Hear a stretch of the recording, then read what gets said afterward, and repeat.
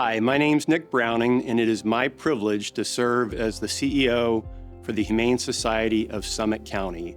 Our mission is to care and advocate for vulnerable animals in our community.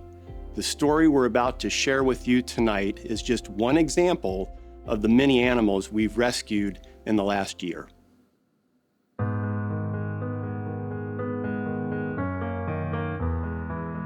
So I heard about Barbara from a local rescue. She advised that she viewed Barbara chained up and that the choke chain had embedded into her neck. She could smell the infection and view discharge on Barbara. She appeared emaciated.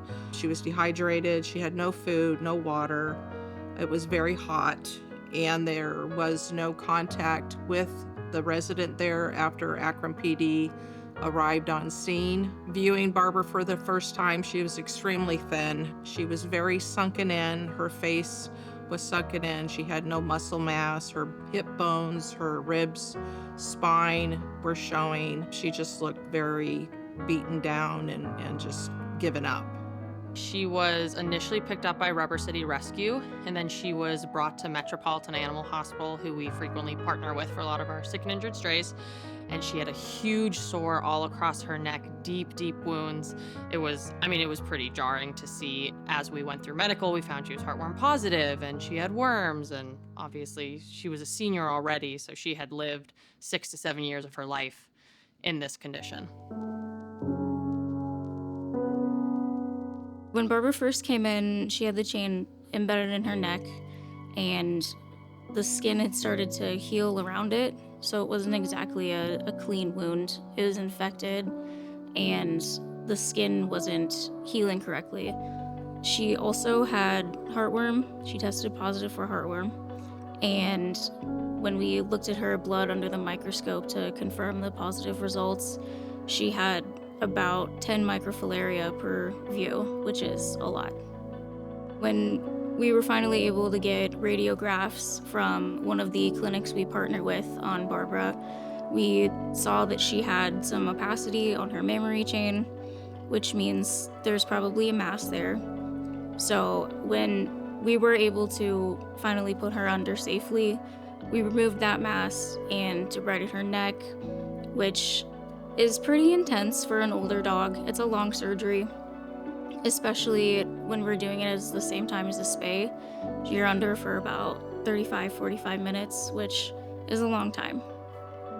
So Barbara was actually only here about 4 months, but 3 of those months were heartworm treatment and gaining weight and getting all her medical worked out. I think she ended up gaining over 20 pounds while she was here. And she was only about 45, 50 pounds when she went home. So she wasn't a big dog, but she had a lot to gain.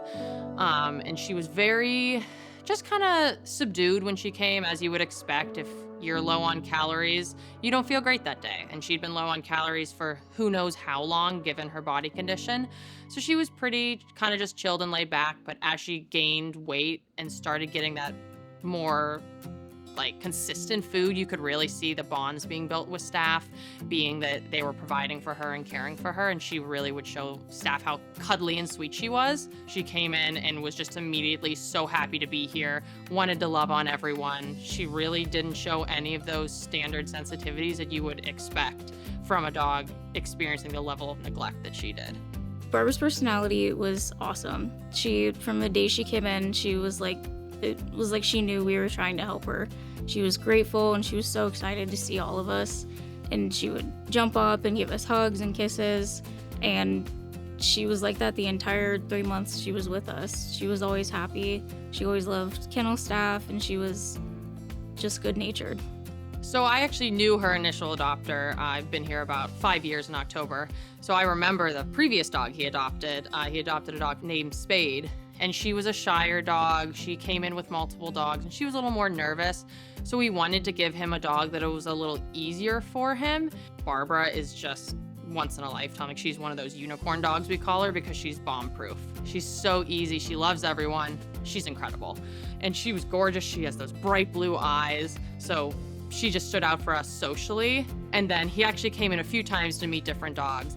And finally, he came back and asked about her. We're like, yes, we wanted to show you Barbara. Here she is. And from there, kind of just clicked. Why did I adopt Barbara? Well, my previously adopted dog Sadie passed away, and I felt it was time for a new dog. I really wanted to find a new pet. One of the staff asked if I had seen Barbara's photo, a boxer mix. I wasn't interested in a boxer at all. But when I opened her profile, the blue eyes sucked me in. The next morning we met, and the adoption was completed very quickly. I have to admit, she's trained me quite well in terms of feeding and nap times.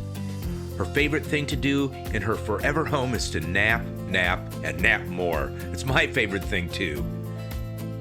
There's no such thing as too many walks a day. She's very open to letting people pet her when we're out on walks.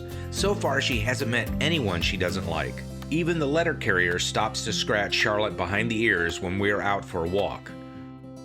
Barbara has been through so much trauma, and every day is a chance for her to feel safe and loved.